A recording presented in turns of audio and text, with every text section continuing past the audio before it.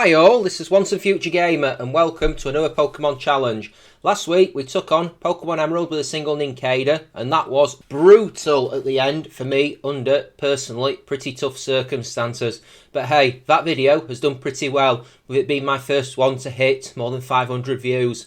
Today though, we are going to stay in Gen 3 and move to the Kanto region, answering the question of whether or not I can beat Pokemon Fire Red without using stab moves. Let's go over the rules. In combat, I can't use any moves that the Pokemon will get the same type attack bonus from. I may have to teach a HM to something, but it will only be permitted to use that move outside of battle in these circumstances. It's unlikely, I'll admit. Only held items and Pokeballs in battle, no glitches, exploits or legendary Pokemon. Also, I'm going to go Nuzlocke rules and have it on set mode at all times, meaning no free switches after knockouts. As always, if you enjoy what you see, like, subscribe and ring the bell. I think this run might be more about the journey than the destination. I've plotted what might be an optimal path through the game.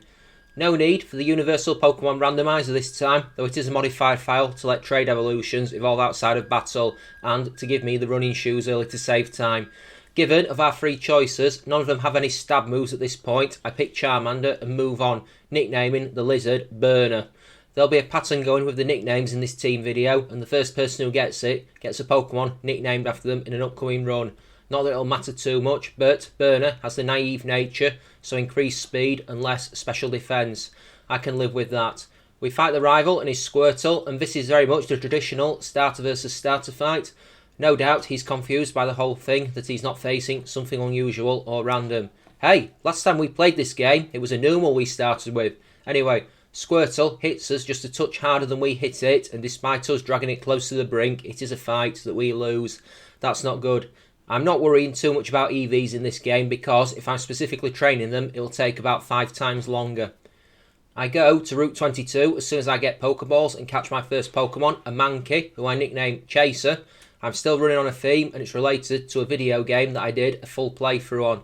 Just like Charmander, Mankey begins with a non-stab move in Scratch. First chance I get with Burner, I'll be replacing Ember so I don't accidentally use the move. With Chaser at level 12 and Burner at level 13, I do the Route 22 rival fight. I already have a plan for Brock, so I'm just doing this for a bit of revenge. The Pidgey, who starts the fight, lands some sand attacks which are a pain, but at least I can switch around to nullify the effects. And I start with Chaser, but swap into Burner after we miss 2 attacks on Pidgey. Burner also gets hit with Sand Attack, but we do manage to take Pidgey out with some scratches before we miss one on Squirtle. Since it can't lower our accuracy, I go back into Chaser and start to scratch away at it. It does have solid defence and holds up well, but Chaser's power soon comes to the fore and we keep scratching until we turn it into Turtle Soup, or something to that effect. And now Brock. See, in this game, Charmander learns Metal Claw, which is a super effective move against rock types, and we will be able to use that to good effect. That's good because we don't really have much else. Chaser won't be much good just quite yet. This proves to be eerily accurate. The first round versus Geodude is pretty easy. We take it out with a trio of Metal Claws, while it only goes for Defense Curl and Tackle in exchange. The Tackle does a decent bit of damage but nothing major. We are in good shape going into Onix. Now unfortunately, it does no Rock Tomb. Our Metal Claws don't do much damage to it in isolation. Maybe we wipe out 2/3 of its health before it hits the 2 Rock Tombs that end us. That second one being enough to overwhelm Burner and take our starter down.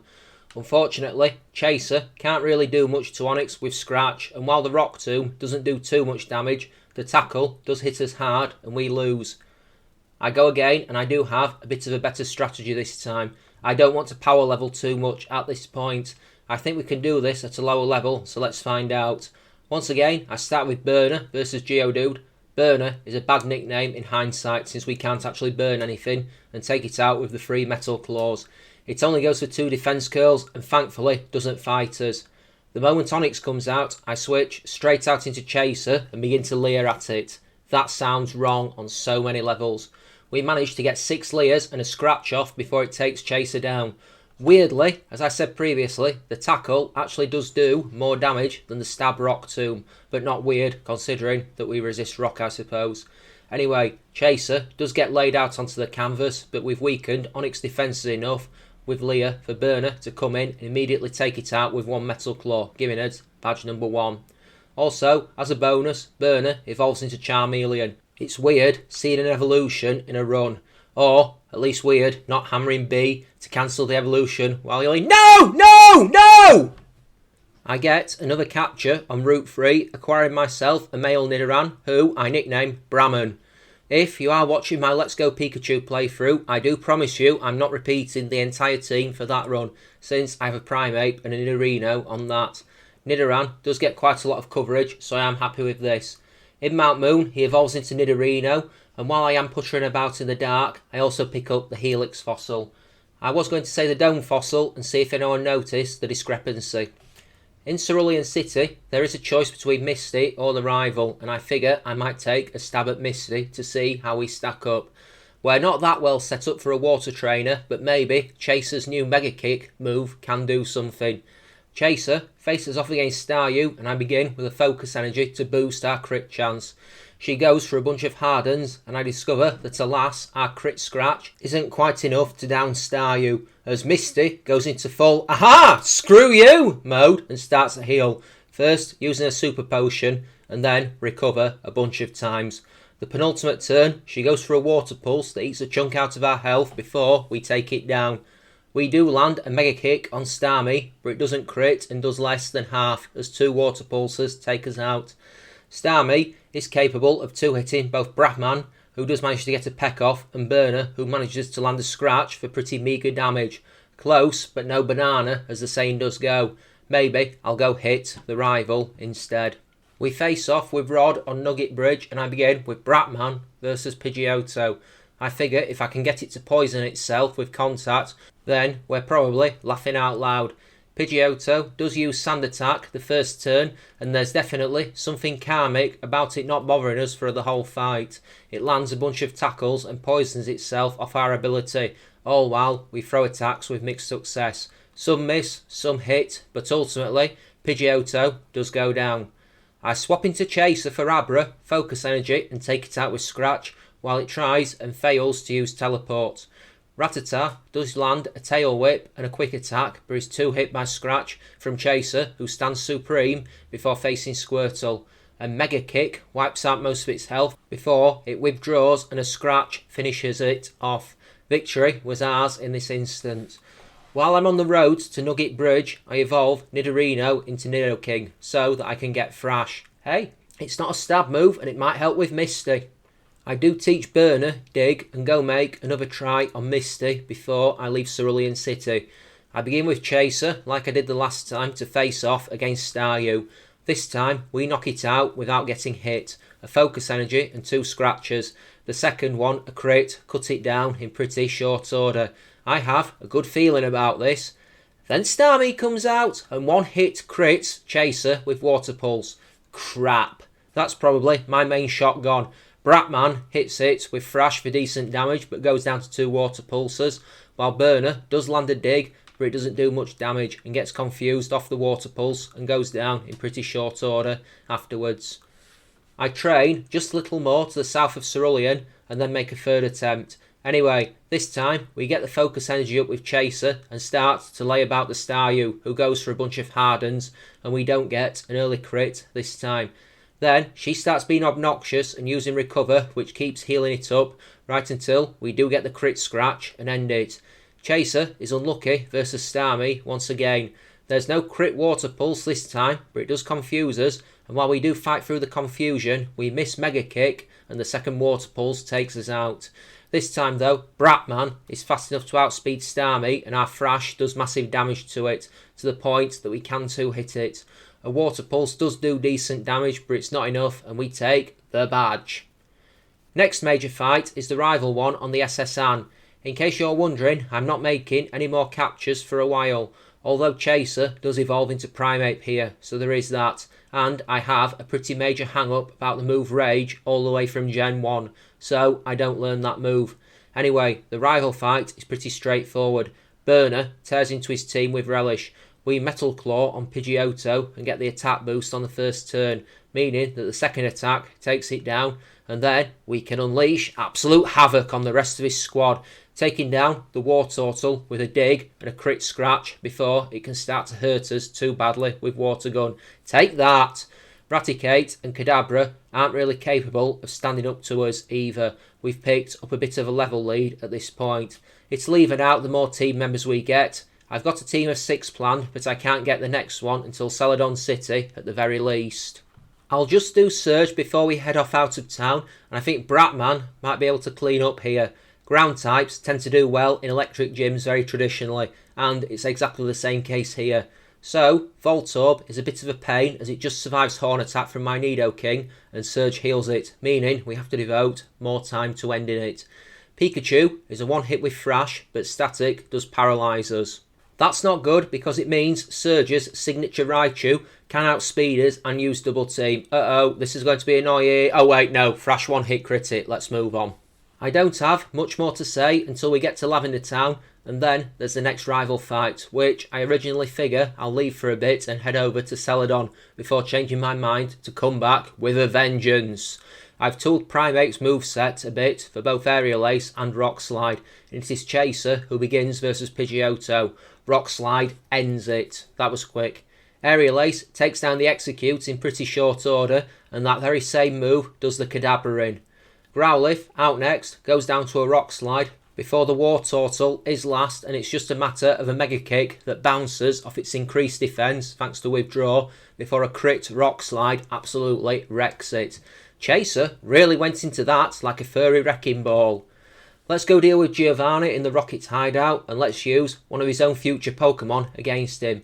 Bratman comes out to face the Onix. It's just a case of our big purple dinosaur channeling his inner Bruce Lee as he flings around double kicks like they're going out of fashion, hitting Onix with a flurry of them until the giant rock snake goes down. About the only thing it did of note was poisoning itself on us. And Rhyhorn does that as well, as we have to also take it out with a barrage of double kicks, even though it does hit a multi-turn Fury attack, which is pretty annoying before Poison helps take it down. Kangaskhan hits Bratman with a Mega Punch, and it also gets poisoned. We kick it about a bit before getting fed up with that, and thrash about to take it out. Hey, I can go get a new Pokemon now. I head to Pokemon Tower, and now that I have the Silph Scope, I acquire myself a Ghastly and nickname it Eve. Unfortunate since the Ghastly is male, but what can you do? This is the 4th Pokemon I'll get on this run. It will be TM heavy because the Ghastly line gets a lot of Ghost moves which we cannot use. I immediately teach it Thief and Psychic and do some training in Pokemon Tower. It's not that long with the training before Eve evolves into Haunter, and suddenly the team is looking a little more powerful. Mind you, the Ghastly line probably benefits in Gens 1 through 3 by not using stab attacks anyway, so what can you do? Also, while we're in Pokemon Tower, Burner evolves into Charizard, and that's the penultimate evolution in the team. The other 2 that I have in mind for the team don't evolve, or at least one of them, not until the post-game. Burner tries to learn Wing Attack, but unfortunately that's a stab move, so no dice. If Charmeleon had tried to learn it, then that would have been fine, but there's no reason why Charmeleon would learn Wing Attack, given that it quite crucially doesn't have wings, so that does screw that logic a bit. I scuttle back over to face Erica, and between Eve and Chaser, I reckon I should be pretty good here. But before we do, I go get our newest Pokemon from the game corner. I go grab a Cypher and nickname it Stranger. And I discover something a bit later on, so I forgot I had Impossible Evolutions on, and this happens when Cypher levels up. This threw me a bit, but hey, I've not used the Scizor that often, or ever, actually, now that I think about it. Same with Gengar before my Legends Arceus playthrough. Anyway, I was talking about Erica. With Eve in tow, it's pretty much a one-shot sweep with Psychic, tearing first through the normally aggravating Victory Bell with enthusiasm before the Tangela can't really stand up, and we turn it into noodle soup. The last victim is the Vileplume, and it goes down too. Also, just to give that a bit of a bonus, Eve evolves into Gengar at the end of the fight, so yeah, nice. I might try to get the last encounter while I am here in Celadon. Most of my movesets involve a lot of money for TMs from the game corner, so I'm going to have to do a lot of fighting, which may well be why my levels suddenly shoot up quite a lot. I want at least 2 TMs that I can think of. Thunderbolt for Gengar, and Ice Beam and Flamethrower for Nidoking, plus possibly Shadow Ball for the last capture, which I head off to make, being a Snorlax, which I nickname Glutton. So yeah, that's the team. Our levelling will probably slow down right here, but that's not necessarily a bad thing. I want to keep it interesting. I head to Sylph to challenge the rival fight next, clearing the building out. I'm really not worried as I begin with Bratman versus Pidgeot. 2 shockwaves shoot his bird down, even though it does land a wing attack. Unfortunately, it doesn't get poisoned off our ability, but it doesn't really matter. Bratman also faces down Execute, taking it out with some horn attacks, but we do get paralysed and hit with confusion in the process. Not that it does do much damage, even despite it being super effective. Next is Alakazam, and I immediately withdraw Bratman in favour of Stranger, the Scizor. It doesn't attack, using a Future Sight, and then spamming Calm Mind. I do 2 Majestic Swords Dancers, and then hammer Alakazam out of existence with a Slash. Next is Growlithe, which could be a problem, except that we're faster, and hit it with a Slash that takes it out, despite it lowering our attack with Intimidate. Last is Blastoise, and it swaps blow with Stranger, hitting Water Guns which do decent damage, but nothing too worrying. It tries to save itself with a Protect, but we keep slashing away, and eventually we take it down to be able to move on. In the Giovanni fight on the 11th floor of Sylph, I unleash Eve the Gengar onto his team, taking out his Nidorino very quickly indeed with just a single Psychic. His Rhyhorn is next, and it goes down to Giga Drain before the Nidoqueen is also a one hit with Psychic, meaning we can move on to the Kangaskhan. This one is a bit tougher, but at the same time I genuinely don't think it can hurt us because it only ever tail whips, so we hard counter that Pokemon. It takes 3 Psychic attacks, but we bring it down and we can move on.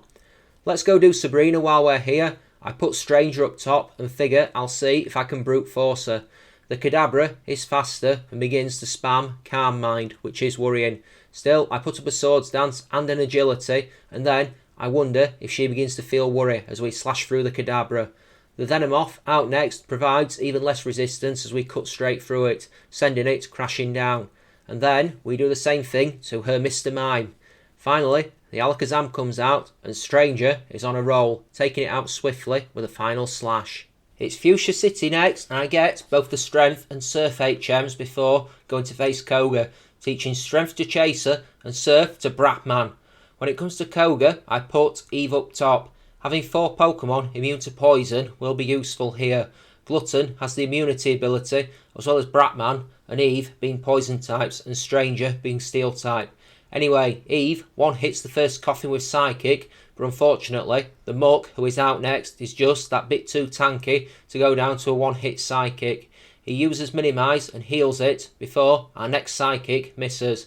The one after puts it on red health, but he uses Minimize again and heals it again. I get annoyed and switch to Bratman, who knows Shockwave, and I proceed to make it faint via Electric Shock. However, this is not a quick process as it takes 6 Shockwaves to end it, but the good thing is that it can't really hurt us either, as it lands a few sludge attacks, but given Bratman double resists it, we soon take the Muck down. The second Coughing is a one-hit crit with Surf from Bratman before the Wheezing is last, and it proves tanky, surviving our Surf and going for some smokescreen attacks. Shockwave still doesn't do great damage, and we miss a Surf before hitting another one to put it on the brink, before finally we take the Wheezing out with Shockwave. Result! 6 badges down, let's leave town. Blaine is next. If we were set up well for poison types, maybe we're not so much set up for fire. Bratman knows Surf, and it isn't going to be affected by the Intimidate from either Growlithe or Arcanine, so maybe that might be my best bet. Anyway, the Growlithe gets wiped out with a Surf from Bratman. That was easy. The Ponyta goes down the same way, and oh, we're halfway there. Rapidash survives Surf though and hits a Fire Blast for massive damage. He heals the Fire Horse on the next turn, and we hit it twice more with Surf to very quickly end it. That was a relief. Arcanine intimidates Bratman, and I switch into Glutton to hit it with some Rock Tombs to wreck its speed. It hits Glutton with 3 Fire Blasts to put us on red health, the fact that we have high health and good special defence really saving us. We do hit it with 2 Rock Tombs though, which I take the chance to then switch into Burner while he heals. Burner lands a dig for decent damage, even though we get hit with a takedown after we come out of the ground, before I start to use Slash to inflict even more damage on the Arcanine. Burner trades blows with it, and ultimately we take the legendary Fire Dog down for the win. Giovanni is last, and I think that we'll be quite good here. He's not exactly been hard so far. Plus, I want the TM he gives for Chaser. Oh, and the badge. Please don't forget the badge. Anyway, I send Eve out first, and our Gengar dominates the fight. One hitting the first Rhyhorn with a Giga Drain for the win. Dugtrio is out next. It doesn't outspeed us, and Giga Drain takes it down pretty quickly too. If Dugtrio doesn't outspeed, what is it good for? Nidoqueen is about the only obstacle as it survives Psychic and hits a whopping 1 point of damage on us with a Poison Sting before we take it down with Thief and another Psychic. Nidoking is a one hit with Psychic before the final Rhyhorn gets taken down with a single Giga Drain. And just like that, we've beaten the Gym Challenge. There is another rival fight before we can go into Victory Road, and I'm pretty confident here.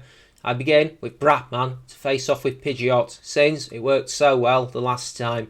It goes for a Feather Dance, which isn't going to affect us in the slightest. We hit it with an Ice Beam and a Shockwave to end it. Next is Alakazam, and I go into Stranger. It goes for Future Sight, while I try to power up with Swords Dance. A pair of Psychic attacks hit us, we do take it out with a Slash though.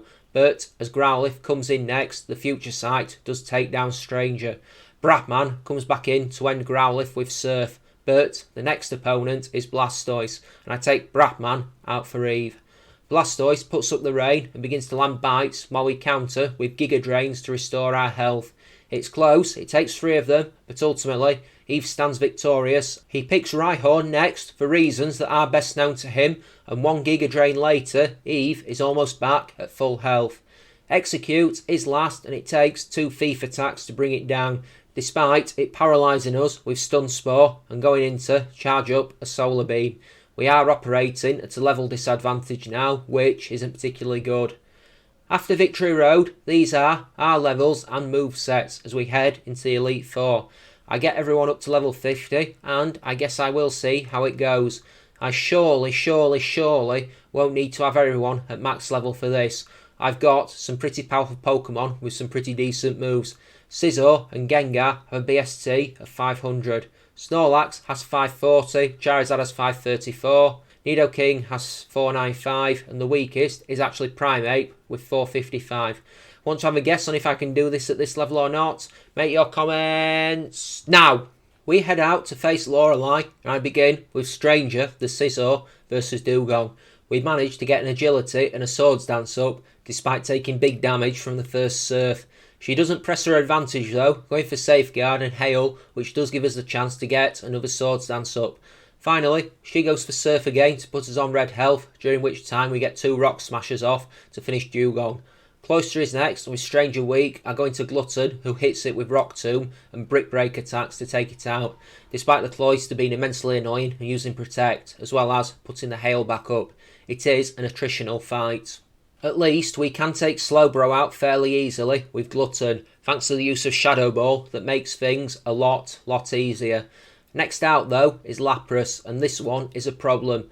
I do hit it with 2 Rock Tombs to wreck its speed, but it does take Glutton out fairly easily, thanks to us fighting through most of her previous Pokemon. This isn't good. Chaser comes out and hits Rock Slide, but it lands Confuse Ray, and we hit ourselves twice in confusion, as well as her healing it, which probably ends any chance we have. Chaser gets taken out with Surf. Eve comes out and hits Psychic, but it's downed easily enough by Lapras's Ice Beam, and suddenly it's all going wrong.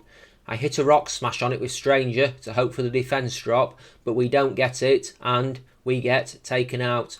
Bratman hits a Shockwave, but it does minimal damage before being one hit by Surf, before Burner comes out last, and does at least take Lapras out with a Dragon Claw and a Slash, surviving on 1 solitary hit point. There is still the Jinx though, and although we do big damage with Steel Wing, we are weak, and Jinx ends us with a double slap in the one and only recorded instance in human history of that move actually landing. Yeah, not good. We just threw the entire team at her and it counted for nothing. I grab a few more levels and then come back at her. It's another long drawn out fight, and the first round, the one versus the Dewgong, actually goes a lot worse than it did previously. Again, we start with Stranger, but this time she actually attacks. That cunning woman. An Agility and a pair of Swords Dancers are what we throw up, while Dewgong goes for Hail and hits 2 Surfs that leave us pretty weak, and it also leaves me with a sinking feeling. Stranger does score a slash at least, but it's not enough as Dugong takes Scizor out. Glutton comes in next and she immediately heals her Dugong, but we respond with 2 Brick Breaks to take it out. We hit Rock Tomb and Brick Break attacks to deal with Cloyster again, even though she does choose to spam Protect twice at the start of the fight, which is annoying. Also, she throws up spikes that could be bad if the fight goes the same way as it did last time. Slowbro is a 2-hit with Shadow Ball when it comes out, countering with a Surf that we shrug off pretty easily. Lapras is next and we hit a Rock Tomb to wreck its speed, and as our health goes low, I remember that there is something I can do, and I use Rest to recover Glutton up to full health. We do get hit with a bunch of Ice Beams before we wake up, which isn't helpful to our newly recovered health, but then we go on the counter, hitting Brick Breaks that do decent damage to Lapras, before ultimately she has to heal, and once again we have to wear it all the way down. It does hit a Confuse Ray on Glutton, and we do get good confusion luck for the most part. Right up until the final turn, where we Snorlax weak, and I'm trying to go for Rest again, we hit ourselves and go down to the next hit. Burner comes in and finishes Lapras with Dragon Claw. We hit a Steel Wing on Jinx, who counters with an Ice Punch and freezes us solid before we defrost next turn and finish it off. Woo! Next is Bruno, and I have a cunning plan here. It involves Eve, you might be surprised to hear. It starts so well too, as we one hit the Onix with Giga Drain before Hitmonchan comes out next. It does survive Psychic and hits 2 Rock Tombs in very quick succession before we finish it off with another Psychic. The second Onix is next and it hits an Iron Tail on Eve before we wipe it out with Giga Drain to get most of our health back. Machamp is next and I swap out into Bratman. Machamp begins with Bulk Up and we begin to lay into each other. Bratman hitting Surf and Ice Beam attacks, while Machamp lands Cross Chop attacks, which, even with our resistance, still do a lot of damage to us. Bratman gets knocked down to 5 HP before Poison Point activates, which might not be good here because, as I found out last time, Machamp from Bruno does have the Guts ability. However, I switch back into Eve and the upcoming Cross Chop doesn't affect us thanks to us being Ghost type before we finish it off with Psychic. Hitmonlee is a 2-hit with Psychic, choosing to use its only turn in combat to go for Foresight, meaning that we win. Agatha is next and I can see Eve cleaning up again because after all we've got super effective moves, and oh no! Her first Gengar survives Psychic and goes for double team. That's definitely not good as she heals it and we miss Thief before taking it out with a successful Thief and another Psychic, but unfortunately we do get tagged with Shadow Punch in the process. Golbat is next and I swap for Bratman and take it out with 3 Shockwaves, getting beaten up pretty badly with Air Cutter moves in the process. Still not good. Haunter I take out with Bratman, and Chaser, after a curse on Bratman, leaves us weak and I have to switch into Chaser to finish it off.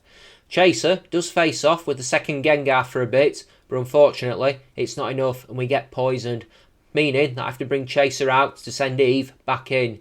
Eve does put down the other Gengar in pretty emphatic fashion, but the Arbok turns out to be the real issue on her team, as it pretty much tears through the rest of my team in pretty short order, which is really, really not good. So, I hit Victory Road for the grind again. I don't think I'm that far off. While I'm grinding, let's talk about what's going on the channel. So in terms of the Let's Plays, I finished both RE4 and Jedi Fallen Order at the time of writing, and I figure that the next Resident Evil I play will most likely be 0. That seems fair. Then I reckon I'm going to go through the remakes. To replace Jedi Fallen Order, it'll be either Fable Anniversary, another Spyro, oh yeah, I never entirely finished Year of the Dragon, did I? Or possibly Elden Ring, which I've not gotten around to playing yet. And I figure I do need to.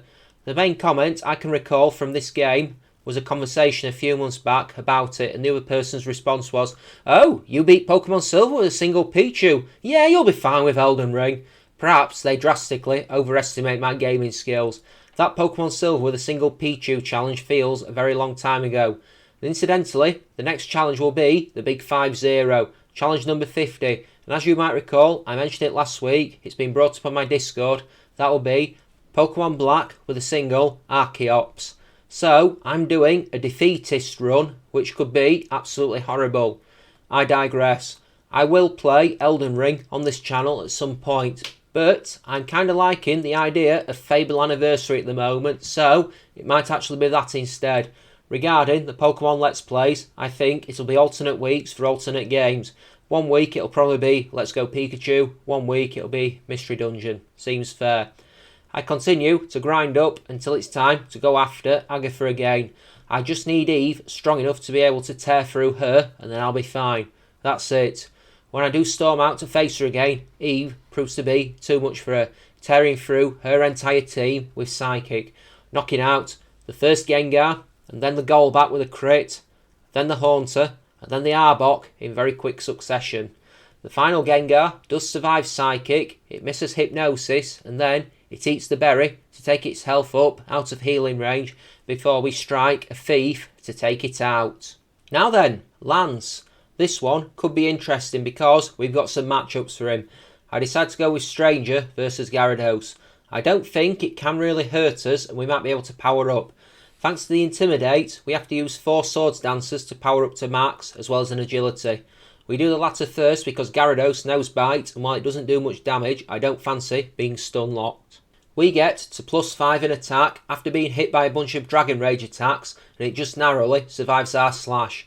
When he heals, I use the last Swords Dance and one-hit it out of existence with our claws. Unfortunately, I misclick versus Aerodactyl and go for Agility rather than Rock Smash, and duly, Stranger gets ended. Aerodactyl hurts Chaser bad with Wing Attack, leaving us on 3 HP, and we immediately miss the Rock Slide and get taken out on the next turn. Bratman comes in and takes some hits, landing a Shockwave, but I call him back to bring Glutton out, who ends Aerodactyl with a Rock Tomb. With the Dragonite facing Snorlax, it ends us with a Hyper Beam, but Bratman comes back in and hits it with 2 Ice Beams to bring it down while it's recharging. We take the first Dragonair out with Nidoking, landing a pair of Ice Beams to end it, but the second one proves to be just that little too much, and it brings Bratman down. Burner comes in and finishes the Dragonair off with Dragon Claw for the win. Just the final rival battle left then. I heal up and head out to face Rod. I am a big believer in if it ain't broke, don't fix it, and so I begin with Bratman versus Pidgeot. Bratman is actually a pretty hard counter for most of this team because we do have Mega Horn, which will screw both Alakazam and Exeggutor if it lands. That's all we've got to do. Strike first and hit true. Versus Pidgeot, we get hit with Feather Dance and Sand Attack, but take it out with 2 Ice Beams, which is good. However, I don't fancy our chances versus Alakazam now though, and swap into Glutton, who manages to 2-hit Alakazam with Shadow Ball due to it throwing up Reflect. That'll be a problem. Exeggutor is next, and thanks to its spamming Sleep Powder, it manages to ultimately take Glutton down with some Egg Bombs. We don't really hurt it, thanks to the Reflect, but it goes down as Bratman comes back in to Mega Horn it out of existence. Blastoise is next, and I swap into Stranger to hit some slashes. It misses a few Hydro Pumps on us, thankfully, before finally taking down my Scizor.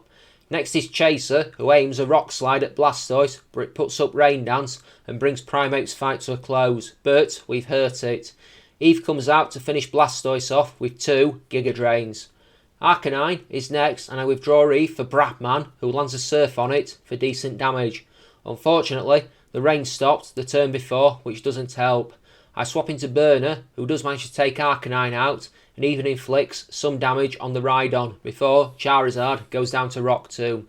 I was sacking the Charizard though, as Eve comes in and finishes Rhydon off with Giga Drain, giving us the win and ending the run. Me and my team enter the Hall of Fame, and I feel pretty pleased with myself.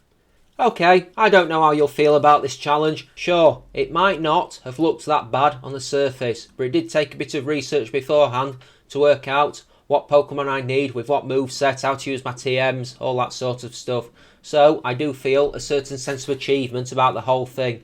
It wasn't actually as easy as you'd think despite the power we had, but it was something different. Plus, in the end, I wasn't actually using items in battle because I forgot. It gave it a bit more of a challenge, I suppose. I did enjoy doing it. I got to use some Pokemon, I rarely do. I mean, you know, barring the Gengar I used on my Legends Arceus team, and the male Nidoran and Primate line I've been using on my Let's Go team. But hey, I was a lonely child, so I never really used Scizor, due to having nobody to trade with, and that genuinely did take me by surprise, because I did plan to do a run with Cypher, I wasn't expecting it to evolve. Snorlax and Charizard I've used many times because they are probably two of my favourite Gen 1 Pokemon. I have a Snorlax plush on my desk. I do have another team run planned for the future, so stay tuned for that. If you did enjoy this, then by all means, like and subscribe, ring the bell, drop a comment, help the channel grow. If you do have any ideas for future challenges, then please by all means drop them in the comments section below or in the description. There's links to my Twitter and my Discord where you can drop them as well. I am always looking to grow those two places. As said priorly, next week's Pokemon challenge will be Pokemon Black with a single Archeops. So tune in for that and we'll see just how much fun that one turns out to be or otherwise. I think personally it might turn out to be torture, but what do I know? What's new with me? Well, a week on from the sudden death of the family dog and we're looking to get another. We've got a line on a rescue dog and I'm genuinely hoping something comes of it because the house feels empty at the moment. The one we're looking at is a Sharpei and a Beagle combination, which I did find out is called the Sharp Eagle, which does sound kind of like a Pokemon, like a Braviary with a knife or something like that. But yeah, we're going to have a meet with the dog in the next few days and see if we're a good match. I've got good feelings. It's taken a great weight off my shoulders because last week since Sophie died, it was horrible. Like all the joy had been sucked out of my life and now I've got hope again. Anyone who has ever loved and lost a dog will get it. Purest example of unconditional love. Quick spoiler, this is Once a Future Gamer in the future. I'm recording rather than writing and I'm doing the recording thing later in the week than I normally do. I did get the dog, so the house has some love in it again. Let's watch this space and see what happens. We did get bad information. She's Sharpei and Basset Hound, not Beagle, so the Sharp Eagle thing doesn't work quite as well. But I did like the joke, so I left it in.